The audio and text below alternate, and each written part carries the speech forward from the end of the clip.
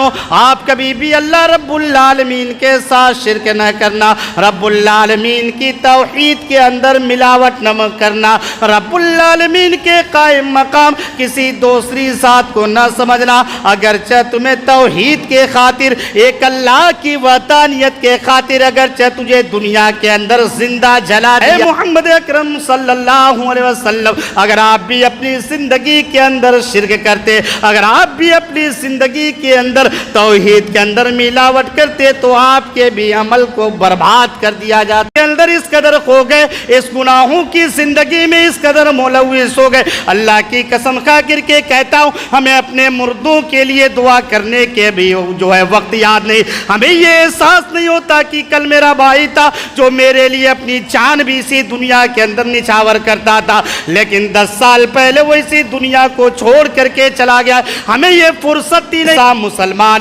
ایسی مسلمان مائیں اور بہنیں جو جان بوجھ کر کے فرض نماز کو ترک کرتی ہیں اپنی زندگی کے اندر، ایسے مسلمان مرد جو جان بوجھ کر کے قصداً فرض نماز کو ترک کرتے اپنی زندگی کے اندر، ایسے مسلمان مرد ایسی مسلمان عورتیں اللہ تبارک و تعالی کی بخشش کے ذمے سے نکل جاتے ہیں۔ کیفیت کیونکہ یہ دوسرا مسلمان نہیں جان سکتا، دوسرا انسان نہیں جان سکتا۔ رب العالمین منافقین کے راز کو آؤٹ کر رہا ہے کہ ان کی یہ برائی جان لو، ان کے جسم کا کیا حال ہوتا ہے، ان کے دل کے اوپر کیا بیت رہی ہوتی ہے جب مسجد کے میناروں سے مؤذن کی یہ صدا بلند ہوتی ہے حیا علی الصلاۃ حیا علی الفلاح، وہ بستر پہ ہوتے ایسا لگتا ہے جیسے ان کے جسم کے اوپر 50 کلو کا کوئی پتھر رکھ دیا جاتا ہے، اور تون و کرہن اٹھتے کراتے ہوئے نچاتے ہوئے بھی صرف دکھلانے کے لیے مسجد کے اندر آ جاتے۔ ایسے نوجوانوں کو اللہ کی قسم میں نے دیکھا پوری رات جاگ کر کے سوشل میڈیا پہ لگے رہتے، لیکن جیسے ہی فجر کی اذان ہوگی ان سے کہو چلو نماز پڑھ لو، اس لیے کہ تو پوری تو رات جاگ چکے، اب کم از کم اللہ کی عبادت کر لو۔ واقعہ کہ اللہ رب العالمین جب جلوہ افروز ہوگا اور ساری خلقت اللہ کے سامنے موجود ہوگی تو اللہ رب العالمین اپنی پنڈلی کو کھولے گا۔ پنڈلی ٹکنے سے لے کے گھٹنے تک کا جو حصہ ہے جسے ہم لوگ اپنی زبان میں فلی کہتے ہیں، اللہ رب العالمین اس کو ظاہر فرمائے گا تو سارے کے سارے لوگ سجدے میں گر جائیں۔ کچھ لوگ ایسے ہوں گے اسی مجمع کے اندر جو جھکنا چاہیں گے مگر جھک نہیں پائیں گے۔ یوم یکشف عن ساق ویدعون الی السجود، یعنی اللہ تعالیٰ اپنی پنڈلی کو ظاہر فرمائے گا اور لوگوں کو سجدے کی طرف بلایا جائے گا، سارے کے سارے لوگ سجدے میں گر جائیں گے۔ کچھ لوگ ایسے ہوں گے فلا یستطیعون، وہ چاہ کر کے بھی سجدہ نہیں کر سکیں۔ لہٰذا وہ دن دیکھنے سے پہلے ہمیں چاہیے کہ ہم نماز کو اپنی عادت بنا لیں اور اس کو حقیر سمجھنا چھوڑ دیں، اور جیسے چاہتے ہیں ویسے نماز کو ہم چھوڑ دیتے ہیں، اس رویے میں ہم تبدیلی پیدا کریں۔ اللہ سے دعا کہ پروردگار عالم ہمیں نماز کی پابندی کی توفیق عطا فرمائے۔ اب میں آج کے اس اجلاس کے آخری مقرر عالی جناب و حافظ و مولانا عباد الرحمن صاحب فیضی حفظہ اللہ کو اس شعر کے ساتھ دعوت سخن دیتا ہوں کہ نوا پیرا ہو اے بلبل کہ ہو تیرے ترنم سے، نوا پیرا ہو اے بلبل کہ ہو تیرے ترنم سے، کبوتر کے تنے نازک میں شاہی کا جگر پیدا۔ میری مراد ہے عالی جناب و حافظ مولانا عباد الرحمن صاحب فیضی۔ نحمده ونستعينه ونستغفره ونؤمن به ونتوكل عليه ونعوذ بالله من شرور أنفسنا ومن سيئات أعمالنا، من يهده الله فلا مضل له ومن يضلله فلا هادي له، وأشهد أن لا إله إلا الله وحده لا شريك له، وأشهد أن محمدا عبده ورسوله، أما بعد فإن خير الحديث كتاب الله وخير الهدي هدي محمد صلى الله عليه وسلم وشر الأمور محدثاتها وكل محدثة بدعة وكل بدعة ضلالة وكل ضلالة في النار. أعوذ بالله من الشيطان الرجيم. بسم الله الرحمن الرحيم. يا بني أقم الصلاة وأمر بالمعروف وانهى عن المنكر واصبر على ما أصابك إن ذلك من عزم الأمور. وقال الله تبارك وتعالى أيضا ومن أعرض عن ذكري فإن له معيشة ضنكا ونحشره يوم القيامة عاما قال رب لم حشرتني عاما وقد كنت بصيرا قال كذلك أتتك آياتنا فنسيتها وكذلك اليوم تنسى. وقال النبي صلى الله عليه وسلم عن معاذ بن جبل رضي الله تعالى عنه قال أوصاني رسول الله صلى الله عليه وسلم بعشر كلمات قال لا تشرك بالله شيئا وإن قتلت وحرقت ولا توفن والديك وإن أمرك أن تخرج من أهلك ومالك ولا تتركن صلاة مكتوبة متعمدا فإن من ترك صلاة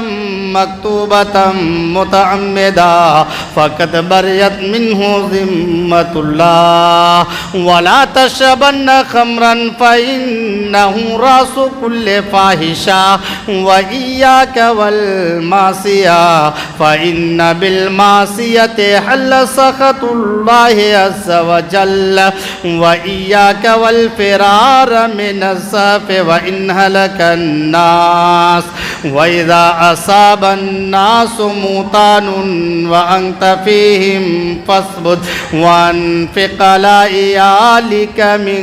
طولك ولا ترفع عنهم مساك دبا واخفهم في الله. رواه البخاري. سبحانك لا علم لنا إلا ما علمتنا إنك أنت العليم الحكيم. رب اشرح لي صدري ويسر لي أمري واحلل عقدة من لساني يفقهوا قولي. رب زدني علما. اللهم رب زدني علما. آمین. سب سے پہلے حمد و ثنا، تعریف و توصیف، کبریائی و بڑائی الہ العالمین رب العالمین خالق کائنات مالک دو جہاں کے لیے لائق و زیبا ہے. اور اس کے بعد بے شمار درود و سلام نازل ہوں تمام انبیاء اکرام علیہ السلام کی ذات و گرامی کے اوپر، اور بالخصوص آپ صلی اللہ علیہ وسلم کی ذات گرامی کے اوپر. اللہم صلی وسلم وبارک علیہم. میرے معزز بھائیوں، پیارے بچوں اور پردہ نشی ہماری مائیں اور بہنیں، اور ساتھ ہی ساتھ اس پروگرام کے اندر ہمارے معزز علماء کرام، خطبہ مسنونہ کے بعد آپ حضرات کے سامنے کلام مجید سے مختلف مقامات سے مختلف آیات کریمہ تلاوت کی گئی اور ساتھ ہی ساتھ محمد اکرم صلی اللہ علیہ وسلم کے فرمان گرامی سے ایک فرمان آپ کو پڑھ کر کے سنایا گیا۔ اللہ تبارک و تعالیٰ سے دعا گو ہوں کہ الہ العالمین تو انہی آیات اور حدیث کی روشنی میں مجھے بولنے کی توفیق عنایت فرما، آمین۔ اور مجھ جیسے کم علم کو کہنے سے زیادہ اور آپ تمام حضرات کو سننے سے زیادہ عمل کرنے کی توفیق عنایت فرمائے، آمین۔ آج کا جو دور ہے، آج کی یعنی اس دنیا کے اندر، دنیا تو وہی ہے جب سے دنیا قائم ہوئی، لیکن انسان کی چال، انسان کی ڈھال، انسانوں کے زندگی گزارنے کے طریقے کے اندر بدلاؤ آتا رہتا ہے۔ 50 سال 100 سال گزرتا ہے، کچھ چینجنگ آتی ہے، پھر اس کے بعد اسی طریقے سے ایک لمبا وقت جب گزر جاتا ہے تو ہمارے لائف اسٹائل کے اندر کچھ چینجنگ آ جاتی ہے، کچھ بدلاؤ ہو جاتا ہے۔ اور آج اسی بدلاؤ کے چکر میں یعنی ہم یہ سمجھ رہے ہیں کہ ہماری جو یہ لائف اسٹائل ہے، جو جینے کا طریقہ ہے، جسے ماڈرن زندگی کے نام سے یاد کیا جاتا ہے، کہ یہ اس دور کے اندر جو دینی مزاج ہو، جو متبع سنت ہو، جو محمد اکرم صلی اللہ علیہ وسلم کے طریقے کے مطابق دنیا کے اندر اپنی زندگی کو گزارنے والا ہو، جو شخص اپنی زندگی کے اندر گناہوں سے نفرت کرنے والا ہو، گناہگاروں سے گھرنا کرنے والا ہو، اور نیکی کی طرف خود گامزن رہنے والا اور دوسروں کو نیکیوں کی طرف بلانے والا ہو، آج اسے کیا کہا جاتا ہے کہ اولڈ مائنڈ ہے، یہ اولڈ مزاج آدمی ہے، یہ اس کا مزاج پرانا ہے۔ آج کے اس دور کے اندر جو یعنی جو فیشن ہے اس زمانے کے اندر، جو چال اور چلن ہے اس دور کے اندر، جو اس کے رنگ میں رگ جائے، جو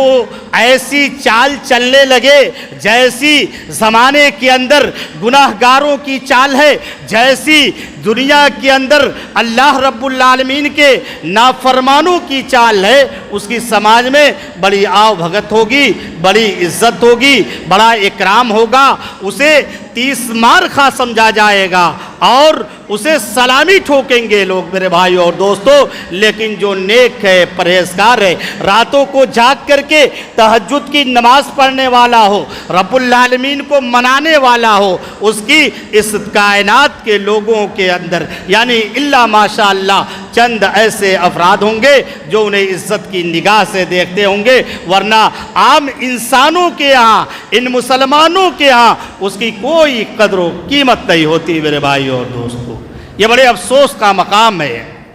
کہ دنیا کے اندر زندگی گزارنے کا جو طریقہ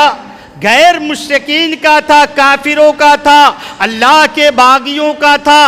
اسی طریقے پہ ہماری بھی زندگی چل نکلی ہے، اور اسی طریقے کو ہم اپنی زندگی کے اندر اپنانے لگے ہیں میرے بھائی اور دوستو، اور ہم سمجھتے ہیں کہ ہم بڑی ترقی پہ چلے گئے، ہماری زندگی کے اندر یعنی ترقی ہو گئی، ہم اپنی زندگی کے اندر ہائی فائی مقام پہ فائز ہو گئے، ہمارا لیول بڑا ہائی فائی ہو گیا، بڑے اونچے مقام پہ ہو گئے، اسٹینڈ ہے ہم سماج کے اندر، اور دوسرے لوگ دبے کچرے لوگ ہیں۔ میں کیا بتاؤں، ابھی کچھ ایسے لوگ ملتے ہیں ایک ایسے آدمی سے میرا سابقہ پڑا کہ جو یعنی کہ قرآن کا جانکار، حدیث کا جانکار، لیکن یہ لائن چھوڑ چکے ہیں وہ، اور انہوں نے عالم علماء کے تعلق سے، اماموں کے تعلق سے عرب کنٹری کے اندر جو حال ہے یا اسی طریقے سے ایسی جگہوں پہ یعنی ہائی فائی مقام بتلاتے ہوئے کہا کہ عرب کے اندر اس امامت کے منصب کو یا دوسرے یہ یعنی ایسے جو کام ہے یہ ان کا مقام نہیں، اس سے اونچے وہ کھڑے ہیں میرے بھائی اور دوستو۔ ذرا سوچئے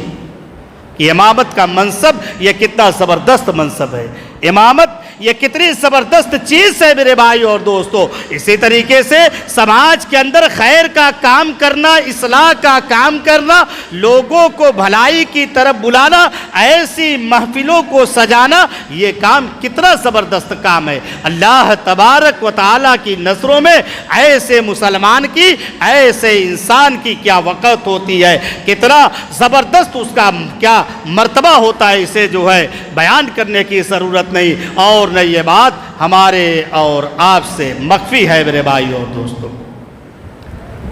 بہرحال برائیوں کے اس دور کے اندر بھی ابھی بھی کچھ لوگ ہیں جو زندہ دلی کا ثبوت دے رہے ہیں اور ایسی محفلوں کا انعقاد کر رہے ہیں جہاں علماء اکرام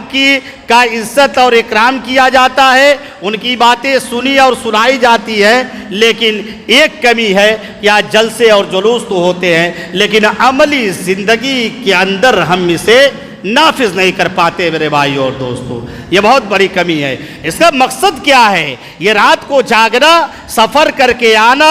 اور محنت و مشقت کے ساتھ بولنا، لوگوں کو سمجھانا، آپ کا اپنے کام کو ترک کر کے علماء کرام کی واعظ و نصیحت کو سننا، ان کی تقاریروں کو سننا اور سن کر کے عمل نہ کرنا میرے بھائی اور دوستو، یہ بڑے افسوس کا مقام ہے اور ایسی ہی ہماری زندگی ہو گئی ہے۔ لہٰذا ہمیں چاہیے کہ ہم اپنی زندگی کے اندر بدلاؤ پیدا کریں، ہم اپنی زندگی کے اندر سدھار پیدا کریں۔ چینجنگ اگر آنی چاہیے ہماری زندگی کے اندر تو یہ چینجنگ آنی چاہیے کہ گناہوں کو ترک کر کے ہم اللہ تبارک و تعالیٰ کی فرما برداری میں لگ جائیں۔ لیکن بڑے افسوس کے ساتھ کہنا پڑ رہا ہے کہ سماج کے اندر ہر روز ہر جو ہے نت نئے فتنے پیدا ہو رہے ہیں، نئی نئی برائیاں جنم لے رہی ہیں سماج کے اندر اور نئے نئے فسادات کا وجود ہو رہا ہے میرے بھائی اور دوستو، اور اس پہ کسی بھی طریقے کی کوئی نکیل نہیں لگ رہی ہے۔ ہونا تو یہ چاہیے تھا کہ برائیاں رکنی چاہیے تھی، برائیوں کو سسکنا چاہیے تھا، سماج کے اندر برائیوں کو دم توڑنا چاہیے تھا، لیکن سماج کے اندر برائیوں کا گراف بڑھتا جا رہا ہے۔ کام تو ہو رہا ہے خیر کا، اصلاح کا کام بھی ہو رہا ہے، لیکن کوئی فرق نہیں پڑ رہا ہے میرے بھائی اور دوستو۔ لہٰذا یہ صرف عالم علماء کی ذمہ داری نہیں، عالم کی بھی ذمہ داری ہے، عوام کی بھی ذمہ داری ہے کہ وہ بیداری کا ثبوت دیں اور خود بھی اپنی زندگی کو سماج اور معاشرے کے لیے مثال بنائے اور ساتھ ہی ساتھ جو ہے دوسروں تک اسلام کا صحیح پیغام پہنچائے، اپنے اخلاق کے ذریعے، اپنے کردار کے ذریعے، اپنی نمازوں کے پابندی کے ذریعے، اپنے روزوں کی پابندی کے ذریعے، مستقل مزاجی کے ساتھ رب العالمین کی اطاعت و فرما برداری کرنے کے ذریعے میرے بھائی اور دوستو، تب جا کر کے اصلاح کا کام بہترین ڈھنگ سے ہوگا، سدھار کا کام اچھے انداز سے ہوگا میرے بھائی اور دوستو۔ ورنہ برائیاں تو اس سیلاب کی طریقے سے آ رہی ہمارے سماج کے اندر، ہمارے معاشرے کے اندر کہ اسے بیان نہیں کیا جا سکتا۔ اسی لیے آپ دیکھیں کہ میں نے آپ کے سامنے ایک حدیث پیش کیا محمد اکرم صلی اللہ علیہ وسلم کی، جسے امام بخاری رحمۃ اللہ علیہ نے اپنی کتاب بخاری شریف کے اندر نقل فرمایا ہے۔ اس حدیث کے راوی ہیں حضرت معاذ بن جبل رضی اللہ تعالی عنہ، اور انہوں سے آپ صلی اللہ علیہ وسلم نے چند وصیتیں جو کیا تھا اس حدیث شریف کے اندر اسے بیان کیا گیا ہے۔ تو آئیے اسے سنیے اور سن کر کے ہمیں اپنی زندگی کے اندر جو ہے چینجنگ لانے کی ضرورت ہے، ہمیں اپنی زندگی کے اندر جو ہے بدلاؤ پیدا کرنے کی ضرورت ہے۔ حدیث اس طریقے سے ہے، آئیے دیکھتے ہیں۔ راوی حدیث حضرت معاذ بن جبل رضی اللہ تعالیٰ عنہ کہتے ہیں کہ آپ صلی اللہ علیہ وسلم نے مجھے 10 باتوں کی وصیت کیا. آپ نے مجھے 10 قیمتی باتیں آپ صلی اللہ علیہ وسلم نے بتلایا. کیا حدیث ہے؟ ان معاذ بن جبل رضی اللہ تعالیٰ عنہ قال اوصانی رسول اللہ صلی اللہ علیہ وسلم بعشر کلمات قال لا تشرک باللہ شیئا وإن قتلت وحرقت. راوی حدیث حضرت معاذ بن جبل رضی اللہ تعالیٰ عنہ کہتے ہیں آپ صلی اللہ علیہ وسلم نے ان 10 باتوں میں سے پہلی وصیت جو مجھے کیا اوصانی رسول اللہ صلی اللہ علیہ وسلم بعشر کلمات قال لا تشرک باللہ شیئا وإن قتلت وحرقت. کیا ہے میرے پیارے ساتھی حضرت معاذ بن جبل رضی اللہ تعالیٰ عنہ میں تمہیں ایک خاص بات بتلا رہا ہوں, ایک قیمتی بات بتلا رہا ہوں. میری اس بات کو تم اپنے دامن میں بات کر کے رکھ لو. میری اس بات سے کبھی اپنی زندگی کے اندر منہ نہ پھیرنا تو تم کامیاب ہو جاؤ گے. وہ کون سی پہلی بات ہے؟ لا تشرک باللہ شیئا وإن قتلت وحرقت. اے میرے پیارے ساتھی حضرت معاذ بن جبل رضی اللہ تعالیٰ عنہ آپ کبھی بھی اللہ رب العالمین کے ساتھ شرک نہ کرنا, رب العالمین کی توحید کے اندر ملاوٹ نہ کرنا, رب العالمین کے قائم مقام کسی دوسری ذات کو نہ سمجھنا. اگرچہ تمہیں توحید کے خاطر, ایک اللہ کی وحدانیت کے خاطر اگرچہ تجھے دنیا کے اندر زندہ جلا دیا جائے, یا رب کی توحید کے خاطر تجھے دنیا کے اندر قتل کر دیا جائے. ذرا سوچئے میرے بھائیوں اور دوستوں,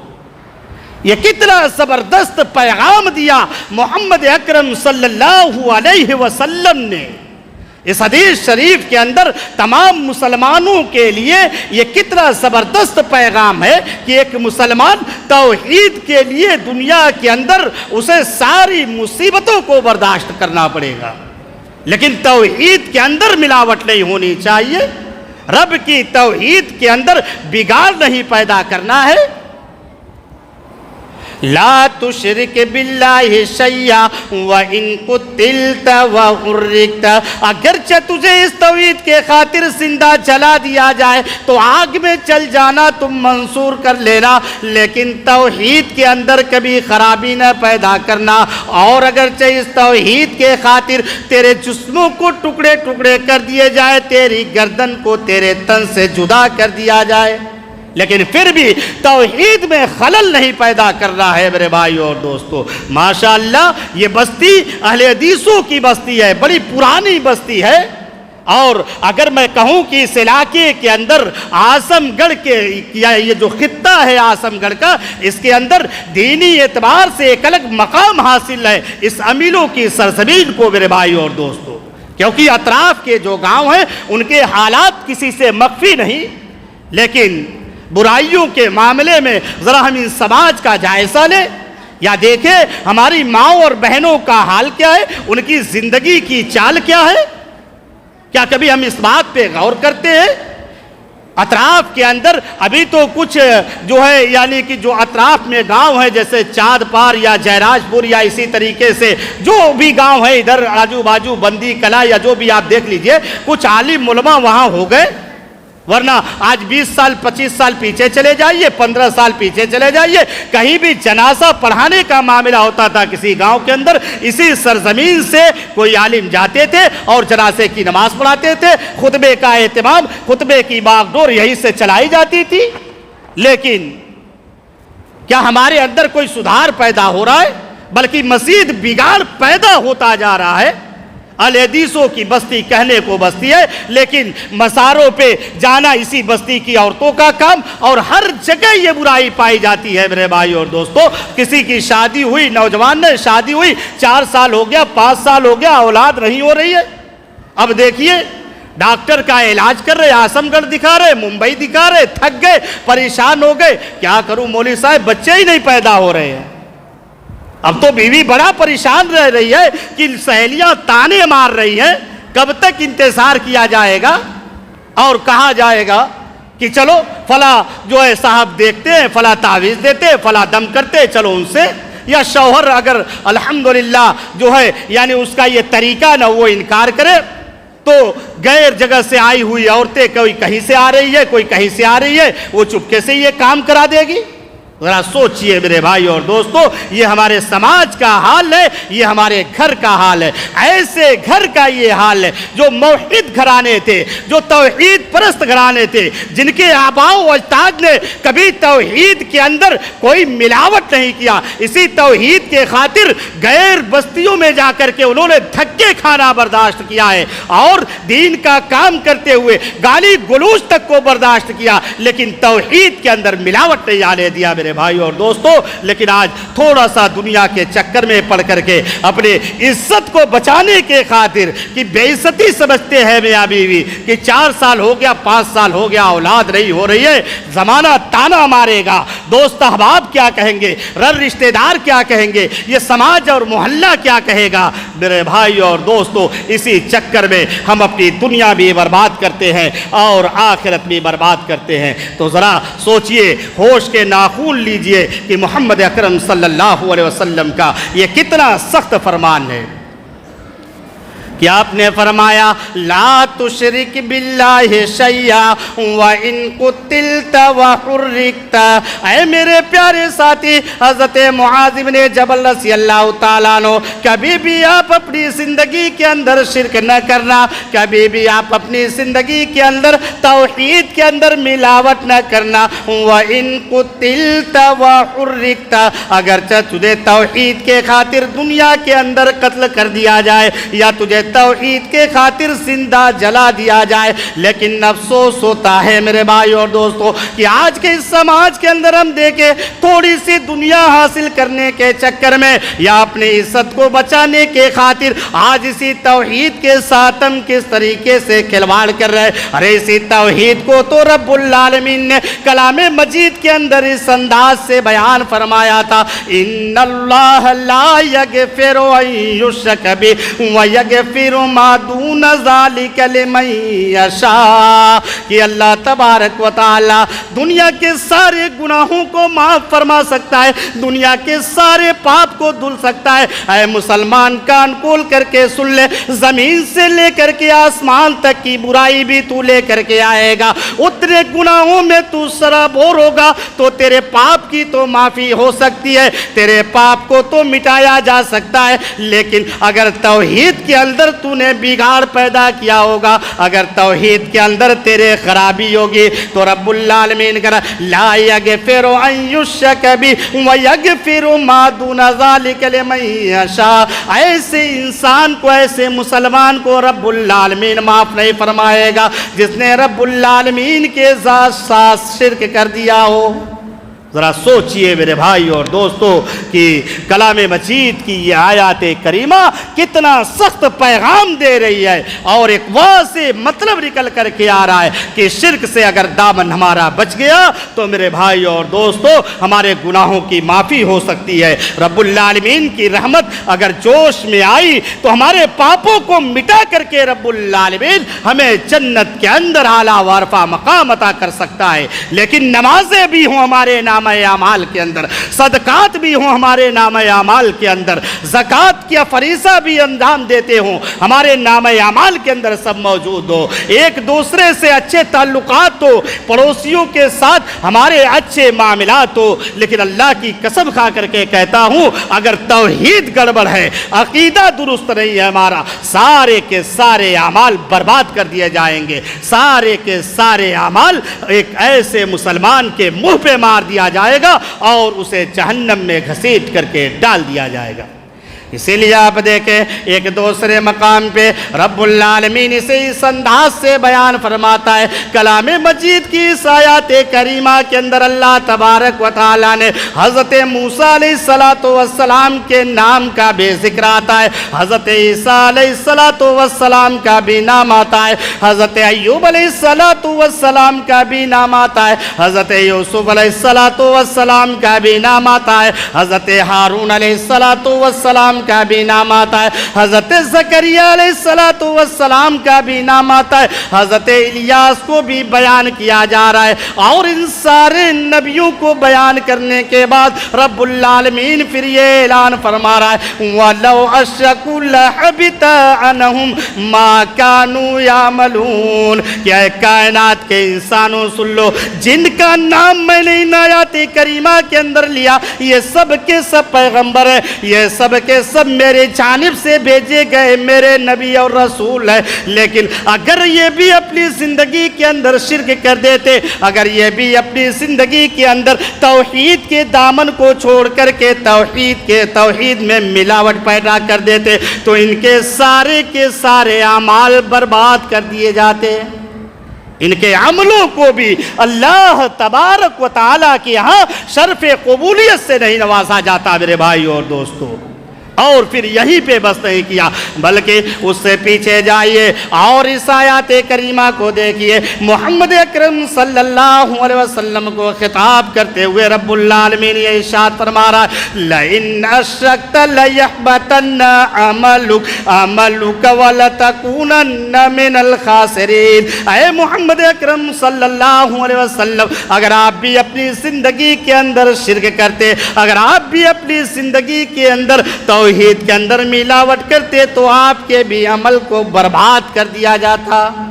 ज़रा सोचिए मेरे भाई और दोस्तों। तो इस लिहाज से हमें यह देखने की ज़रूरत है कि कहीं हमारी ज़ात के अंदर शिर्क तो नहीं दाखिल हो रहा है,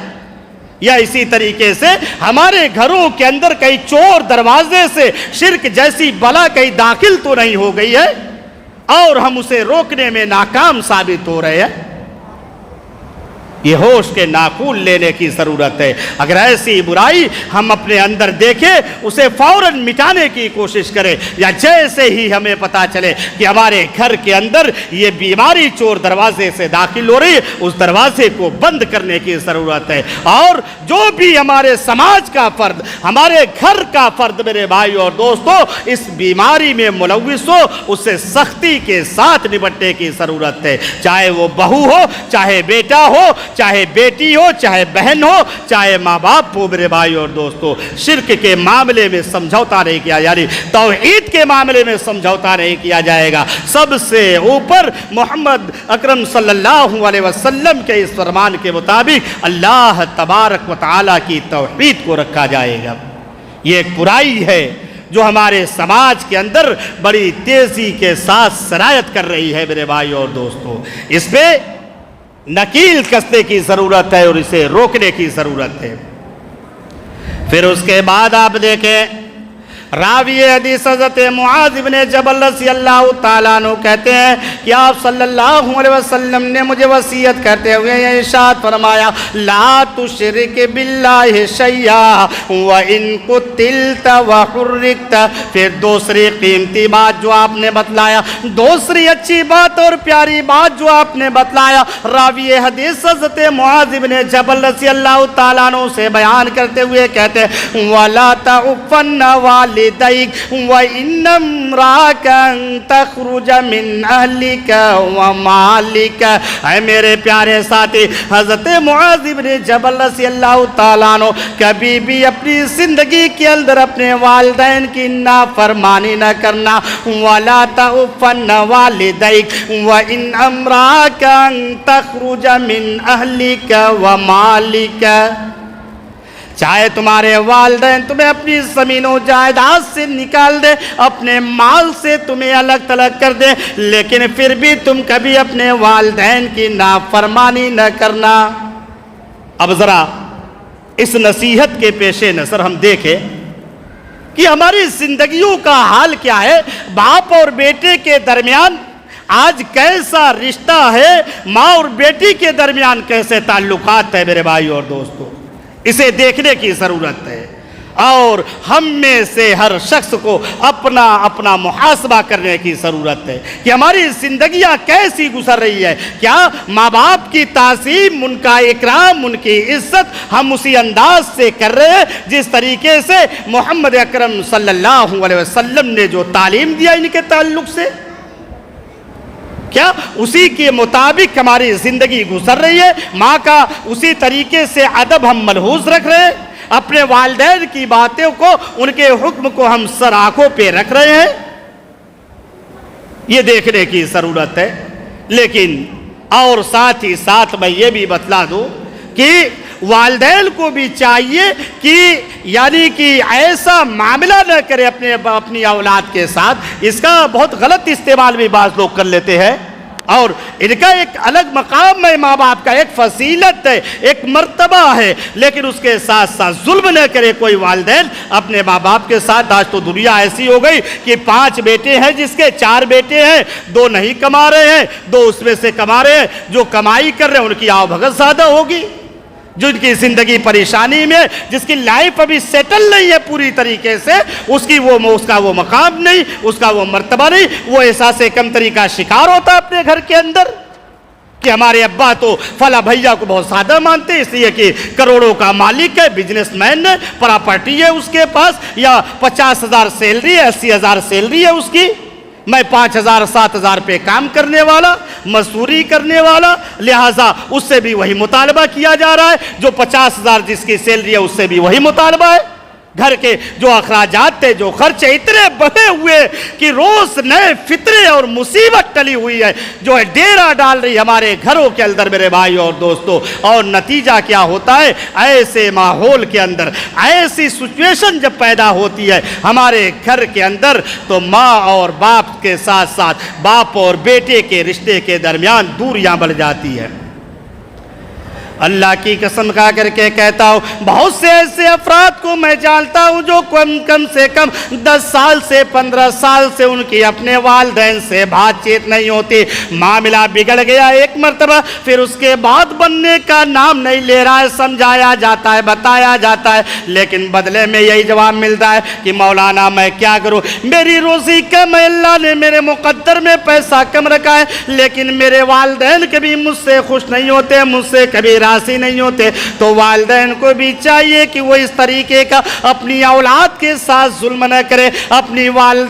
اولاد کو ظلم کے ہتھوڑے سے نہ مارے، اور بچوں کو بھی چاہیے کہ وہ اپنے والدین کے ادب و احترام کو ملحوظ رکھے۔ اسی چیز کو تو محمد اکرم صلی اللہ علیہ وسلم نے اس انداز سے بیان فرمایا، وَلَا تَعُفَّنَّ وَالِدَيْكَ وَإِنَّ امْرَأَكَ أَن تَخْرُجَ مِنْ أَهْلِكَ وَمَالِكَ۔ اے میرے پیارے ساتھی، حضرت معاذ بن جبل رضی اللہ تعالیٰ عنہ کبھی بھی اپنی زندگی کے اندر والدین کی نافرمانی نہ کرنا، کبھی بھی اپنی زندگی کے اندر ان کے حکموں کی خلاف ورزی نہ کرنا، چاہے وہ اس کے لیے تجھے اپنے مال سے الگ کر دے، اپنی زمین و جائیداد سے نکال دے۔ اور رب العالمین کے اس فرمان کو دیکھے، والدین کے مقام اور مرتبے کو بیان کرتے ہوئے رب العالمین یہ ارشاد فرما رہا ہے، وَقَضَىٰ رَبُّكَ أَلَّا تَعْبُدُوا إِلَّا إِيَّاهُ وَبِالْوَالِدَيْنِ إِحْسَانًا إِمَّا يَبْلُغَنَّ عِندَكَ الْكِبَرَ أَحَدُهُمَا أَوْ كِلَاهُمَا فَلَا تَقُل لَّهُمَا أُفٍّ وَلَا تَنْهَرْهُمَا وَقُل لَّهُمَا قَوْلًا كَرِيمًا وَاخْفِضْ لَهُمَا جَنَاحَ الذُّلِّ مِنَ الرَّحْمَةِ وَقُل رَّبِّ ارْحَمْهُمَا كَمَا رَبَّيَانِي صَغِيرًا۔ کہ اے نبی محترم علیہ السلام، اگر رب کی زندگی کے اندر یعنی دنیا کے اندر کسی کی بندگی کی جائے گی، دنیا کی زندگی کے اندر، اس دنیا کے اندر اگر پوجا کسی کی جائے گی تو وہ رب العالمین کی پوجا کی جائے گی، عبادت کی جائے گی، تو رب العالمین کی عبادت کی جائے گی۔ وَقَضَىٰ رَبُّكَ أَلَّا تَعْبُدُوا إِلَّا إِيَّاهُ وَبِالْوَالِدَيْنِ إِحْسَانًا۔ اور اپنے حق کو بیان کرنے کے بعد رب العالمین نے فوراً ماں باپ کے حقوق کو بیان کیا کہ اے مسلمانوں، اے کائنات میں بسنے والے انسانوں، تم اپنے والدین کے ساتھ حسن سلوک کرو، ان کے ساتھ اچھا معاملہ کرو، ان کے ساتھ اچھا برتاؤ کرو۔ لیکن آج تو جب تک چھوٹے ہیں بڑے پیار سے ابو جان ابا جان، شادی بیاہ ہوا، ابھی بیاہ کو 4 مہینے نہیں گزریں گے، 2 مہینے نہیں گزریں گے، اب یہی ماں باپ آنکھوں میں کھٹکنے لگتے ہیں، اس لیے کہ اب ایک ایسا معاملہ ہو جاتا ہے کہ اب صحن جو ہے معاف ہونے لگتا ہے اور ان کی عقل پھر کام نہیں کرے گی، کیونکہ ذرہ برابر اگر بیوی نے کہہ دیا ارے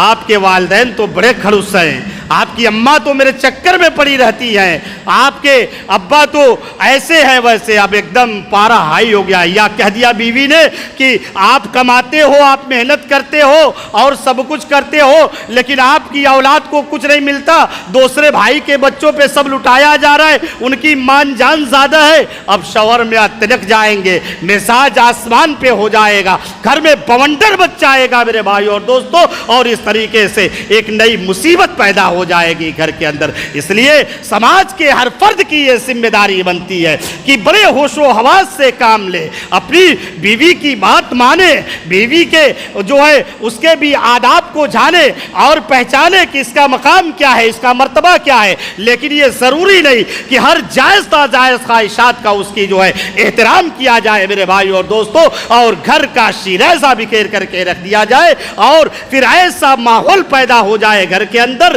کہ ایک ماں باپ جو اس سے پہلے 10-5 بچوں کو تنے تنہا پالا کرتے تھے، اب یہ نوبت آ جائے کہ جس کے 5 بچے ہوں، 7 بچے ہوں، بچے اور بچیاں ملا کر کے ان کے ماں باپ اس زمانے میں ٹھوکر کھائے دوسروں کی، اور ان کی کوئی پرورش، ان کو کوئی دیکھ بھال کرنے والا نہ ہو میرے بھائی اور دوستوں۔ آج تو ہم اس دنیا کے اندر، رنگیل دنیا کے اندر اس قدر کھو گئے، اس گناہوں کی زندگی میں اس قدر ملوث ہو گئے، اللہ کی قسم کھا کر کے کہتا ہوں ہمیں اپنے مردوں کے لیے دعا کرنے کے بھی جو ہے وقت یاد نہیں، ہمیں یہ احساس نہیں ہوتا کہ کل میرا بھائی تھا جو میرے لیے اپنی جان بھی اسی دنیا کے اندر نچھاور کرتا تھا، لیکن 10 سال پہلے وہ اسی دنیا کو چھوڑ کر کے چلا گیا، ہمیں یہ فرصت ہی نہیں ملتی، وقت کی اس قدر کمی ہے، ہم نے اپنے آپ کو اس قدر مشغول کر لیا، اس قدر بیزی کر لیا کہ والدین دنیا سے رخصت ہو گئے، اب ہمیں یہ توفیق ہی نہیں ہوتی کہ ان کے بارے میں دعائیں مغفرت کر دیں۔ ذرا سوچئے، کلام مجید نے اسی کی تعلیم دیتے ہوئے یہ ارشاد فرمایا وَقُلْ رَبِّ ارْحَمْهُمَا كَمَا رَبَّيَانِي صَغِيرًا، اور تم اپنے ماں باپ کے تعلق سے رب العالمین کے سامنے دعا کرو، مناجات کرو، رب العالمین سے یہ التجا کرو، رب العالمین سے یہ فریاد کرتے رہو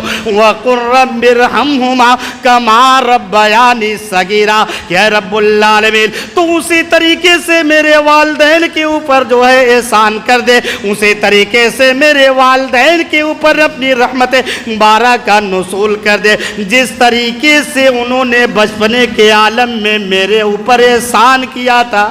ذرا سوچئے میرے بھائی اور دوستو، یہ کتنا پیارا طریقہ بتلایا جا رہا ہے، لیکن آج سماج کے اندر برائی کا گراف اس قدر بڑھ گیا کہ اس کی کوئی پرواہ نہیں، یہ پتہ ہی نہیں ہے ہمیں کہ ہماری کتاب ہم سے مطالبہ کیا کرتی ہے، سماج کے اندر، معاشرے کے اندر زندگی گزارنے کا طریقہ کیسا ہونا چاہیے، اسے تو ہم بھلا بیٹھے، ہم دنیا کی رنگینیوں میں مست ہو گئے ہیں، بس بڑھتے جا رہے ہیں، چڑھتے جا رہے ہیں، یہ پتہ نہیں ہے کہ یہ رکے گی کہاں، ہماری زندگی کے اندر ٹھہراؤ کب پیدا ہوگا اس کا کچھ پتہ نہیں، بس ایک دھن چھائی ہوئی ہے کہ ہائے دنیا، نہ حلال کی تمیز ہے، نہ حرام کی تمیز ہے، نہ جائز دیکھ رہے ہیں نہ ناجائز دیکھ رہے ہیں، بس مال لائے کیسے بھی آئے، ہماری بلڈنگ چمکنی چاہیے، ہماری زمین زیادہ ہونی چاہیے، چاہے وہ کسی پہ ظلم کر کے آئے، چاہے ڈاکہ ڈال کر کے آئے، چاہے چوری چماری کر کے آئے میرے بھائی اور دوستو،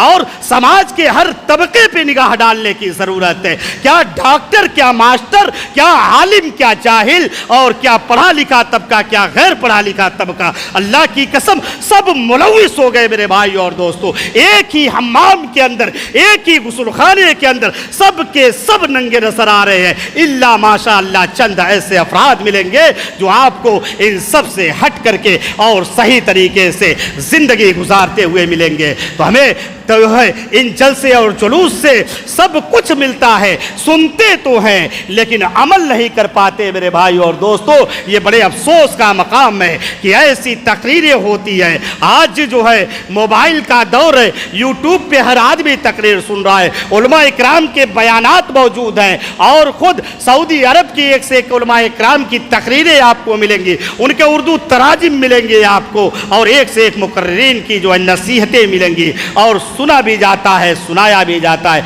लेकिन अमली ज़िंदगी बिल्कुल खाली है मेरे भाई और दोस्तों। ये बड़े अफसोस का मकाम है। इसलिए अपने आप को इन सब चीज़ों से बचाने की ज़रूरत है और ऐसी ज़िंदगी गुजारने की ज़रूरत है जिस ज़िंदगी का मुतालबा मोहम्मद अकरम सल्लल्लाहु अलैहि वसल्लम ने अपने साथी यानी सहाबा इकराम से किया था और उन लोगों ने उस मुतालबे को पूरा किया था। तभी तो अल्लाह तबारक व तआला ने सहाबा इकराम की ईमान को ही ईमान की गवाही दे दिया, ईमान का मियार करार दिया कि ऐ मुसलमानों, अगर तुम ईमान लाना चाहते हो दुनिया के अंदर, तुम ये चाहते हो कि तुम्हारा ईमान वालों में शुमार हो जाए, तो तुम्हें तो उस तरीके से ईमान लाना पड़ेगा जिस तरीके से मोहम्मद के साथियों ने ईमान लेकर के आया था। इरशाद होता है फ़इन आमनू बिमिस्लि मा आमनतुम बि फ़क़द इह्तदौ। अगर तुम चाहते हो कि तुम्हारा शुमार हिदायत याफ्तगार में हो जाए, अल्लाह के नेक बंदों के रजिस्टर में अपना नाम लिखवाना चाहते हो, ऐसा ईमान लेकर के आओ जैसा ईमान सहाबा का था। लेकिन आज अफसोस होता है मेरे भाई और दोस्तों कि ऐसी ज़िंदगी क्या उसी तरीके की हमारी ज़िंदगी है, क्या उसी तरीके का हमारा ईमान है? अगर ईमान होता, अल्लाह की ज़ात पे ईमान होता, उसे हम रज़्ज़ाक़ समझते हैं और इसमें मुकम्मल ईमान होता, तो ये चोरी और चमारी न होती, ये बेईमानी न होती, ये रिश्वतखोरी न होती, ये डाका ज़री न होती, और हराम और हलाल के दरमियान तमीज़ होती मेरे भाई और दोस्तों। आज बड़े बड़े गृहस्थ, बड़े बड़े सेठ अपने मातहतों के, अपने नौकर और चाकरों की मजदूरी को हजम न करते मेरे भाई और दोस्तों। हर डिपार्ट में चले जाइए, सबको शिकवा है, जो जिसके ऊपर बोझ बना है वो उसे दबा रहा है, उसे कुचल रहा है मेरे भाई और दोस्तों। ये बड़े अफसोस का मकाम है। तो आप सल्लल्लाहु अलैहि वसल्लम ने अपने प्यारे साथी हज़रत मुआज़ इब्न जबल रज़ियल्लाहु तआला अन्हु को ये वसीयत करते हुए इरशाद फरमाया वला तौफन वालिदैक व इन्नम्राक अन तखरुज मिन अहलिका व मालिका। फिर उसके बाद रावी हदीस हज़रत मुआज़ इब्न जबल रज़ियल्लाहु तआला अन्हु कहते हैं कि आप सल्लल्लाहु अलैहि वसल्लम ने तीसरी नसीहत करते हुए मुझे ये इरशाद फरमाया वला तत्रुकन्न सलातम मक्तूबतम मुतअम्मिदा फ़इन्न मन तरक सलातम मक्तूबतम मुतअम्मिदा फ़क़द बरियत मिन्हु ज़िम्मतुल्लाह। तीसरी प्यारी बात बतलाते हुए रावी हदीस हज़रत मुआज़ इब्न जबल रज़ियल्लाहु तआला अन्हु कहते हैं कि आप सल्लल्लाहु अलैहि वसल्लम ने मुझे यह वसीयत किया, ऐ मेरे प्यारे साथी, ऐ हज़रत मुआज़ इब्न जबल रज़ियल्लाहु तआला अन्हु, कभी भी अपनी ज़िंदगी के अंदर नमाज को तर्क न करना, फ़र्ज़ नमाज को जानबूझ करके न छोड़ देना। वला तत्रुकन्न सलातम मक्तूबतम मुतअम्मिदा फ़इन्न मन तरक सलातम मक्तूबतम मुतअम्मिदा फ़क़द बरियत मिन्हु ज़िम्मतुल्लाह। इसलिए कि ऐ मेरे प्यारे साथी, जो मुसलमान भी अपनी ज़िंदगी के अंदर जानबूझ करके फ़र्ज़ नमाज को तर्क कर देता है, जो मुसलमान भी अपनी ज़िंदगी के अंदर फ़र्ज़ नमाज को जानबूझ करके हल्का समझ करके छोड़ देता है, फ़क़द बरियत मिन्हु ज़िम्मतुल्लाह। ऐसा शख्स रब्बुल आलमीन के ज़िम्मे से, हिफाजत के ज़िम्मे से निकल जाता है। एक दूसरी रवायत के मुताबिक ऐसा मुसलमान, ऐसी मुसलमान माएँ और बहनें जो जानबूझ करके फ़र्ज़ नमाज को तर्क करती हैं अपनी ज़िंदगी के अंदर, ऐसे मुसलमान मर्द जो जानबूझ करके क़स्दन फ़र्ज़ नमाज को तर्क करते अपनी ज़िंदगी के अंदर, ऐसे मुसलमान मर्द, ऐसी मुसलमान औरतें अल्लाह तबारक व तआला की बख्शिश के ज़िम्मे से निकल जाते हैं। ज़रा सोचिए मेरे भाई और दोस्तों, ये कितनी प्यारी नसीहत है। فرض نماز کے تعلق سے، اور نماز کے تعلق سے میں زیادہ گفتگو نہیں کروں گا، اس لیے کہ ہمارے فاضل دوست جو ہے آپ نے دیکھا مولانا جو ہے بنیامین توحیدی محمدی جو ہے اس وقت یہاں موجود ہے، انہوں نے بڑی بھی مدلل گفتگو کیا تھا نماز کے تعلق سے، لیکن بس میں اتنا کہنا چاہتا ہوں کہ نماز کے معاملے میں ہمارا حال کیا ہے، ذرا سوچئے نماز کے معاملے میں ہمارا حال کیا ہے، اور نماز اتنی اہم عبادت جسے مومنوں کی معراج قرار دیا گیا، اس نماز کے تعلق سے ہم کتنا دور ہیں۔ جمعہ کے خطبے ہوتے ہیں، ہر دم جلسہ جلوس ہوتا ہے، اور سب کچھ میں سمجھتا ہوں کہ مسلم سماج کے اندر کتنا بھی گیا گزرا مسلمان ہو، لیکن اسے یہ پتہ ضرور ہے، یہ معلوم ہے کہ نماز نہیں چھوڑنا ہے زندگی کے اندر۔ لیکن آج ہوتا کیا ہے، آج عملوں کے اندر موجود ہے، نماز پڑھیں گے، اس لیے کیوں پڑھیں گے؟ اس لیے پڑھیں گے کہ ابا دیکھیں گے کہ بیٹا ہے کہ نہیں مسجد کے اندر، بھیا پوچھ سکتا ہے، یا اسی طریقے سے دادا چاچا کا ڈر ہے، پوچھ سکتے ہیں۔ لیکن ظہر کا وقت ہے، اعظم گڑھ میں موجود ہے، کون پڑھے گا نماز یار؟ یا کون دیکھنے والا ہے؟ چلو مستی کرو یا گھومو، گھومنے آئے، 2-2.5 گھنٹے کا وقت ہے، ہوٹل میں گپ شپ ہو رہا ہے، مسجد کے میناروں سے حی علی الصلاۃ حی علی الفلاح کی صدا بلند ہو رہی ہے۔ یہ کیسا مسلمان ہے جو دکھلانے کے لیے تو نماز پڑھتا ہے، لیکن رب کے ڈر سے نماز پڑھنے کی اسے توفیق نہیں ہوتی۔ ایسے نمازی کو، ایسے نمازیوں کو تو اللہ تبارک و تعالیٰ نے منافقین کی کیٹگری میں کھڑا کیا ہے۔ خود ارشاد ہوتا ہے ان المنافقین یخادعون اللہ وہو خادعهم وَإِذَا قاموا إلى الصلاة قاموا كسالى يراءون الناس ولا يذكرون الله إلا قليلا إن المنافقين يخادعون الله۔ منافقین یہ سمجھتے ہیں کہ وہ اللہ کو دھوکہ دے رہے، دین کے ساتھ کھلواڑ کرتے ہوئے، شریعت کے ساتھ مذاق کرتے ہوئے یہ منافقین تو خوش ہو رہے ہیں کہ ہم رب کو دھوکہ دے رہے، رب کو مغالطے میں رکھ رہے، لیکن رب کہہ رہا ہے وَهُوَ خَادِعُهُمْ۔ ارے منافقین تم اللہ کو کیا دھوکہ دو گے؟ تم اللہ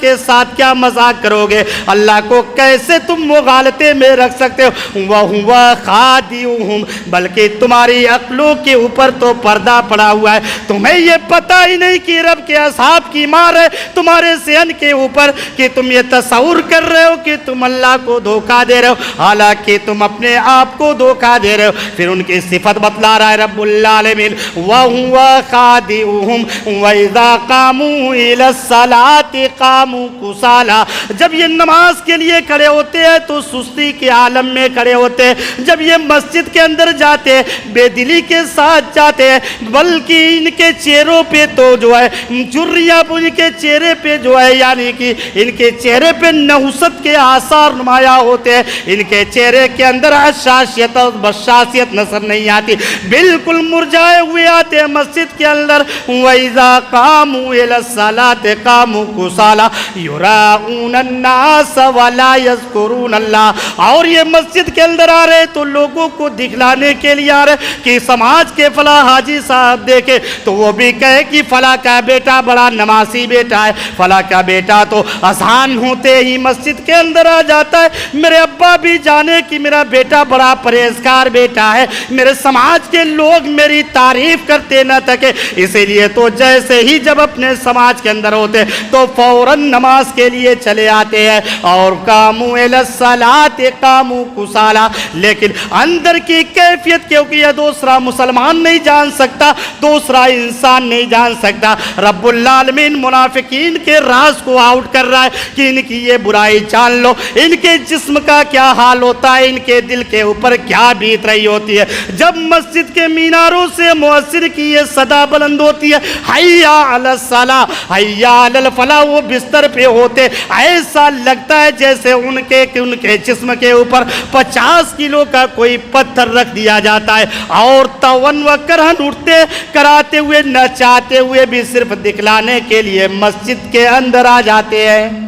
ذرا سوچئے یہ کتنا زبردست تذکرہ کیا ہے اللہ تبارک و تعالی نے ایسے نمازیوں کا میرے بھائیوں اور دوستوں جو رب کی ڈر سے نماز نہیں پڑھتے، سماج کو دکھلانے کے خاطر، اپنی امی کی نظروں میں پیارا بننے کے خاطر، لاڈلا بننے کے خاطر، چہیتا بننے کے خاطر اور سماج میں اچھا کہلانے کے خاطر نماز پڑھتا ہے۔ ذرا سوچئے ایک کیٹیگری تو یہ ہے جسے میں بیان کیا، اور ایک کیٹیگری یہ ہے مسلمانوں کی جو اپنے سماج میں نماز نہیں پڑھتے۔ جیسے امیلوں کے اندر میرا گھر ہے، اب میں یہاں تو نماز نہیں پڑھتا، لیکن جب رشتہ داری جاتا ہوں تو نماز پڑھتا ہوں، اس لیے کہ اب سسرال چلا گیا، سسر نمازی، سالے صاحب نمازی، کوئی بیٹھکا ہے، لوگ بیٹھے ہیں، ظاہر سی بات ہے مہمان ہے، گئے ہیں، بات چیت ہو رہی ہے، اب آسان ہوئی وہاں لوگ اٹھے نماز پڑھنے کے لیے، اب یہاں اگر نماز نہیں پڑھیں گے تو بڑی بے عزتی ہوگی، اس لیے وہ بھی طوعاً و کرہن اٹھیں گے نماز پڑھنے کے لیے۔ ذرا سوچئے میرے بھائی اور دوستو، ایسے لوگوں کا تذکرہ اسی آیات کریمہ کے اندر رب العالمین کہہ رہا ہے ان المنافقین یخادعون اللہ وہو خادعهم واذا قاموا الى الصلاة قاموا کسالى یراؤون الناس ولا یذکرون اللہ الا قلیلا۔ ایسے نمازی کی نماز نہیں مانی جائے گی جو لوگوں کو دکھلانے کے خاطر نماز پڑھتا ہو، اس لیے کہ اب اپنے سماج کے اندر نہیں، اپنے رشتہ دار کے پاس ہے، ایسے رشتہ دار کے پاس کہ سسرال لے، سسر صاحب کیا کہیں گے کہ میرا داماد کیسا داماد ہے، یہ تو نماز بھی نہیں پڑھتا ہے، میرے سالے صاحب کیا کہیں گے کہ یہ تو نماز ہی نہیں پڑھتا ہے۔ لہذا جیسے ہی عیال الصلاح عیال الفلاح کی صدا بلند ہوگی، فوراً چاقو چوبندی کے ساتھ اٹھ کھڑا ہو جائے گا اور مسجد کے لیے چلا جائے گا۔ لیکن جب اپنے گھر میں ہو، اپنے وطن میں ہو، اپنے سماج میں ہو، اپنے گھر پہ ہو تو نماز نہیں پڑھتا۔ ارے میں تو کہتا ہوں کتنے نوکری کرنے والے اللہ قسم مسلمان ایسے ہیں، یعنی ہندوستان کی زمین پہ ہوتے ہیں تو نماز نہیں پڑھتے، لیکن عرب کے اندر نوکری کرتے ہوئے، عرب کنٹری کے اندر عربوں کے مزاج کو جانچتے ہوئے وہ جب وہاں پہ ہوتے ہیں ڈیوٹی انجام دیتے ہوئے نماز پڑھتے ہیں کہ میرا کفیل مجھ سے خوش رہے گا، ہدیہ ملے گا، تحفہ ملے گا، تحائف ملے گا۔ لیکن جیسے ہی سعودی عرب سے جہاز میں بیٹھتے لکھنؤ کی سرزمین پہ جہاز لینڈ کرتا ہے، کہاں گئی نماز، کہاں گئی اذان اور کہاں گئی اقامت، کچھ پتہ نہیں ہوتا، صرف ریال کی خواہشات کی وجہ سے ایسے لوگ نماز پڑھتے، یا اللہ کو دھوکہ دے رہے، اللہ کے دین کا مذاق اڑا رہے، اللہ کے شریعت کی اللہ کے شریعت کے ساتھ کھلواڑ کر رہے۔ ذرا سوچئے میرے بھائی اور دوستو، اسی کو تو رب العالمین نے بیان کیا کلام مجید کے اندر، وَلَئِن سَأَلْتَهُمْ لَيَقُولُنَّ إِنَّمَا كُنَّا نَخُوضُ وَنَلْعَبُ۔ اے محمد اکرم صلی اللہ علیہ وسلم، جب آپ ان سے سوال کریں گے تم ہمارے دین کا مذاق اڑاتے ہو، ہمارے دین کے ساتھ کھلواڑ کرتے ہو، تو یہ کہیں گے نہیں، بلکہ ہم دین کا مذاق نہیں اڑاتے، ہم دین کے ساتھ کھلواڑ نہیں کرتے، بلکہ ہم تو تم سے ہنسی اور مذاق کر رہے تھے۔ تو رب العالمین کہہ رہے قُلْ بِاللَّهِ وَآيَاتِهِ وَرَسُولِهِ كُنْتُمْ تَسْتَهْزِئُونَ۔ اے نبی کہہ دیجئے کیا تمہیں اللہ کی ذاتی مذاق کے لیے ملی ہے، کیا تمہیں اس کا رسولی مذاق کے لیے ملا ہے کہ تم اللہ کی آیتوں کے ساتھ مذاق کر رہے ہو، اس کے رسول کے ساتھ مذاق کر رہے ہو، اس کے دین کے ساتھ تم کھلواڑ کر رہے ہو؟ ذرا سوچئے میرے بھائیوں اور دوستو، کتنی برائیوں کا پردہ چاک کیا جائے اور کتنے پہ روشنی ڈالی جائے کہ کہاں کہاں اصلاح کی ضرورت ہے، کہاں کہاں سدھار کا کام کرنے کی ضرورت ہے۔ کوئی ایسی جگہ نہیں، یعنی ایک جو ہے ورق کے اندر کوئی ایسی سطر نہیں کہ جسے جو ہے بریکٹ نہ کیا جائے، جس پہ نشان نہ لگایا جائے۔ میرے بھائیوں اور دوستو، ہر جگہ سوالیہ نشان لگا ہوا ہے۔ ایسی زندگی ہے ہم مسلمانوں کی، اس لیے ضرورت اس بات کی ہے کہ ہمیں یعنی اپنے اس زندگی کی قدر کرتے ہوئے، اللہ کے دین کی قدر کرتے ہوئے اور اس کو عظیم سمجھتے ہوئے اپنی زندگی کے اندر سدھار پیدا کرنے کی ضرورت ہے۔ اب آخری نصیحت میں آپ کے سامنے، یعنی 10 نصیحتیں ہیں لیکن وقت اجازت نہیں دے رہا ہے کہ میں اسے بیان کروں، آخری نصیحت میں آپ کے سامنے بیان کر کے اپنی بات کو ختم کروں گا۔ راوی حدیث حضرت معاذ بن جبل رضی اللہ تعالیٰ عنہ کہتے ہیں کہ چوتھی نصیحت کرتے ہوئے آپ صلی اللہ علیہ وسلم نے آپ نے کیا ارشاد فرمایا؟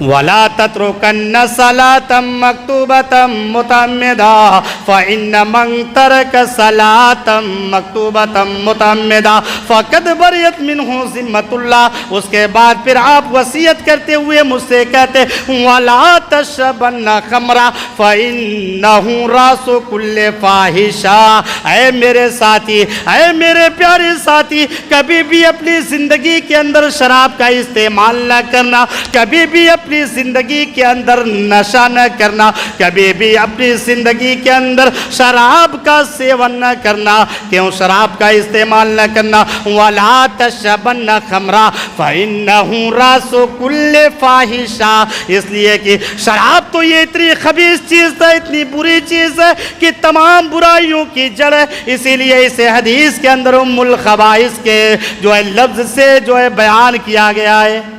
کہ یہ خبیث اشیاء کی ماں ہے میرے بھائیوں اور دوستوں، یہ شراب۔ لیکن آج دیکھیں کہ کتنے نشیڑی آپ کو کتنے ملیں گے ہمارے سماج کے اندر، یہ تعداد بڑھتی جا رہی ہے۔ ہر جگہ آپ دیکھیں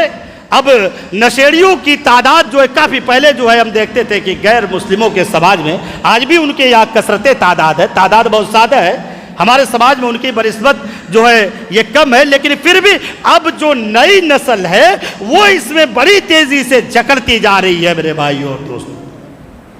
اور یہ اوپر سے ستم یہ ہے کہ شراب کا نام بدل دیا گیا، اس پہ لیبل دوسرا لگا دیا گیا۔ آج آپ چلے جائیے، بڑے بڑے ریسٹورنٹ ہیں یا اسی طریقے سے عمدہ عمدہ ہوٹل کھلے، اب تو ہمارے ضلع کے اندر بھی کھل گئے۔ آپ دیکھیے اعظم گڑھ میں، لہبریا میں چلے جائیے یا آپ کے مبارک پور میں دیکھیے ایک فہم بیچتا ہے، کتنی بھیڑ ہوتی ہے وہاں لوگوں کی۔ اور اسی طریقے سے آپ جو ہے یعنی کتنے ڈھابا کا نام میں گراؤں، ویلکم ہے، شیشہ ہے، اور آپ چلے جائیے رات کو امت کا نوجوان اپنی رات کو رنگین بنا رہا ہے میرے بھائیوں اور دوستوں، مستی کرتا ہوا نظر آ رہا ہے۔ اور ایسے ایسے فیشن چلے ہوئے ہیں کہ ایک گلاس کے اندر کولڈ ڈرنک تھمس اپ ڈھار دیا، ایک گلاس کے اندر اڈیل دیا، اسپرائٹ اڈیل دیا، اور سگریٹ کا کشت لگا رہا ہے، پھر دھواں اس کے اندر ڈال رہا ہے اور دھواں پورا گھوم رہا ہے تیزی کے ساتھ۔ اب اس شراب جو ہے یعنی کہ اس تھمس اپ کو، اس اسپرائٹ کو اس طریقے سے اپنے پیٹ کے اندر جو ہے پہنچا رہا ہے میرے بھائیوں اور دوستوں۔ اور پھر اس کی تصویر سوشل میڈیا پہ، فیس بک پہ آپ چلے جائیے، انسٹاگرام پہ چلے جائیے، اس لیے کہ زمانہ بڑا آگے نکل گیا، بڑا ترقی کا دور ہے۔ یہاں ہم نے یہ حرکت کیا اور فوراً اس کو پھیلا دیا، پورا دور تک جا رہی ہے۔ اسٹائل میں زلفیں جو ہے گری ہوئی ہے، اور سگریٹ کا کشت لگ رہا ہے، حقہ چل رہا ہے، اور یہ ساری برائیاں آج امت کے اس نوجوان کے اندر پائی جا رہی ہے۔ لیکن کیا ان کے گھر کے افراد کے اوپر کوئی ذمہ داری ہے کہ اصلاح کا کام کرے، ان سے پوچھے، ان سے جانچے، ان سے پرکھے؟ کوئی فکر نہیں، کوئی خبر نہیں میرے بھائی اور دوستو۔ ہاں، دوسروں کے بیٹوں کو اگر اس میں ملوث دیکھے فوراً تنقید کریں گے، تنقیدی جو ہے زاویے سے، تنقیدی نظریے سے یہ بات کہی جائے گی اپنے گھر میں سب کچھ ہو رہا ہے، کوئی بات نہیں، بلکہ کان میں تیل ڈالے، انگلی ڈالے پڑے ہیں، کوئی فرق نہیں پڑ رہا ہے میرے بھائی اور دوستو۔ یہ بڑے ہی افسوس کا مقام ہے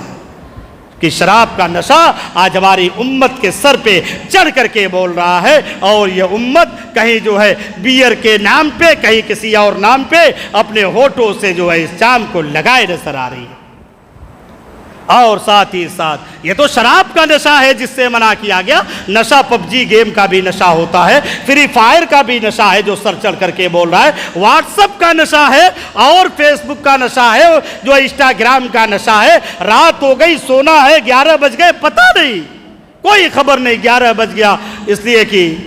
یہ فکر ہی نہیں ہے کہ فجر میں اٹھنا ہے، نماز بھی پڑھنا ہے، یا صبح اٹھ کر کے اپنا کام دام کرنا ہے، کوئی فکر نہیں۔ ایسے ایسے نوجوان ہیں میرے بھائیو اور دوستو کہ رات کو ہم اپنے بستر پہ سوئے ہوئے انسٹاگرام پہ لگے ہوئے اور فیس بک پہ لگے ہوا، سب پہ چیٹنگ کر رہے، 2 بج گیا، 2:30 بج گیا، ہمیں خبر ہی نہیں۔ نیند بھی ہماری آنکھوں سے کوسوں دور ہے، یا نیند بھی اگر آ رہی ہے کبھی تو ایسا ہوتا تو کہ اندر موبائل ہے، نیند کا غلبہ ہے، لیکن ہم سوشل میڈیا پہ لگے ہوئے، موبائل ہاتھ سے گر کر کے بستر پہ گر جاتا ہے، پھر آنکھ چپکتی ہے، فوراً تھوڑا سا بیداری آتی ہے، پھر موبائل کو اٹھاتے اور پھر لگ جاتے، اور بسا اوقات پھر نیند کی آغوش میں کب جاتے۔ ایسے نوجوانوں کو اللہ کی قسم میں نے دیکھا پوری رات جاگ کر کے سوشل میڈیا پہ لگے رہتے، لیکن جیسے ہی فجر کی اذان ہوگی ان سے کہو چلو نماز پڑھ لو، اس لیے کہ تو پوری تو رات جاگ چکے، اب کم از کم اللہ کی عبادت کر لو۔ کہیں گے اب تو بڑی کثرت کے ساتھ نیند آ رہی ہے، بڑی تیزی کے ساتھ نیند آ رہی ہے، جسم کے اندر طاقت نہیں، جسم ڈھیلا پڑ رہا ہے، یہ سکتی نہیں، آسان ہوئی اور کب ہم نیند میں چلے گئے ہمیں پتہ ہی نہیں۔ میرے بھائی اور دوستو، محمد اکرم صلی اللہ علیہ وسلم کے اس فرمان کو یاد کیجئے کہ جو آدمی فجر کی نماز نہیں پڑھتا، چاہے وہ ہماری مائیں اور بہنیں ہوں یا مسلمان مرد ہوں، جن کے اوپر نماز فرض ہو گئی، جب وہ فجر کی نماز کے لیے بیدار نہیں ہوتے تو شیطان ان کے کان کے اوپر، ان کے چہرے کے اوپر پیشاب کر دیتا ہے۔ ذرا سوچئے میرے بھائیوں اور دوستو،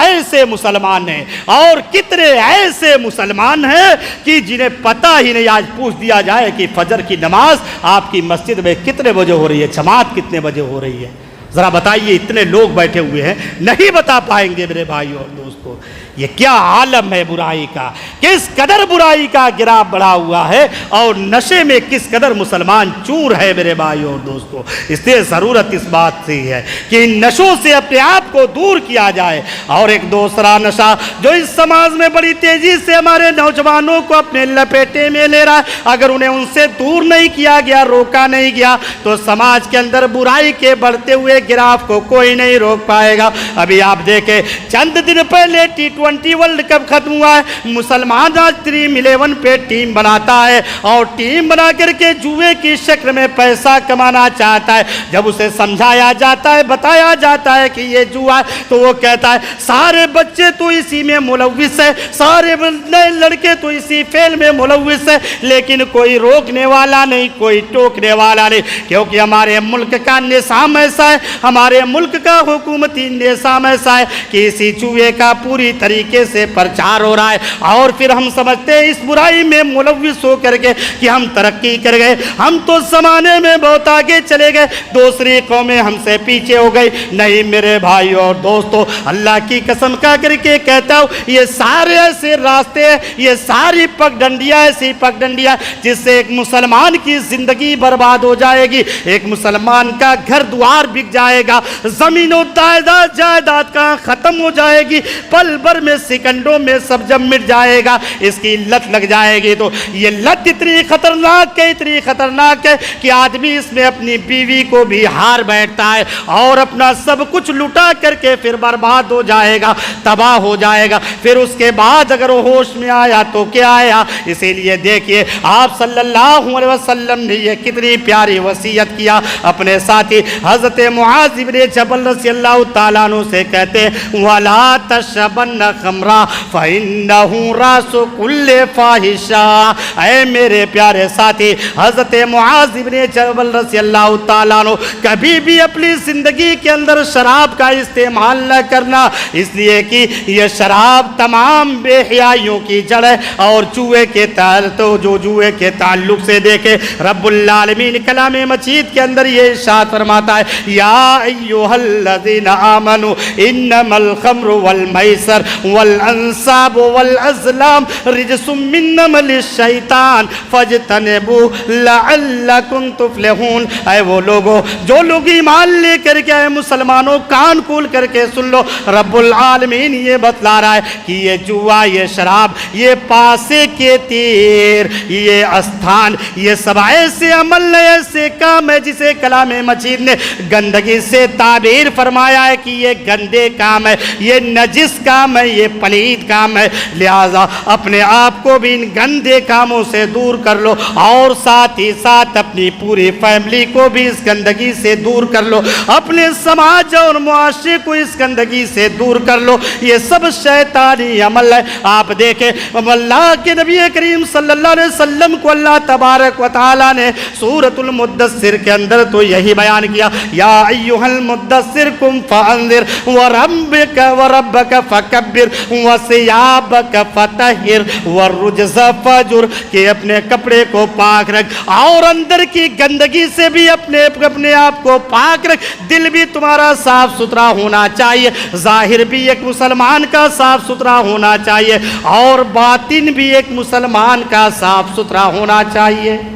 यानी ऐसा नहीं कि मुंह में राम और बगल में छुरी हो। मेरे भाइयों और दोस्तों, आज यही मामला है कि सब कुछ हम कर रहे हैं और नमाज भी पढ़ रहे हैं, बड़ी तेज़ी के साथ सलाम भी कर रहे हैं, महफिलें भी सजा रहे हैं, खैर का काम भी करने की कोशिश कर रहे हैं, लेकिन बुराई में भी मुलव्विस है। कितनी बुराइयों का पर्दा चाक किया जाए और कितनी नसीहतें, कितनी वसीयतें बयान की जाएँ, वक्त इजाज़त नहीं देता। आखिर में रब्बुल आलमीन से दुआ गो हूँ कि इलाहुल आलमीन तो हम तमाम मुसलमानों को अपनी अपनी ज़िंदगी को इस दुनिया के अंदर शरीयत के मुताबिक गुजारने की तौफीक इनायत फरमा। आमीन। इलाहुल आलमीन तो हम तमाम मुसलमानों को अपने अपने दिल को ज़ाहिरी गंदगी और बातिनी गंदगी से भी दूर रखने की तौफीक इनायत फरमा। आमीन। इलाहुल आलमीन तो हम तमाम मुसलमानों को इस दुनिया के अंदर ज़िंदगी गुजारते हुए फ़राइज़ के साथ साथ सुनन और नवाफिल का भी पाबंद बना दे। आमीन। वाह।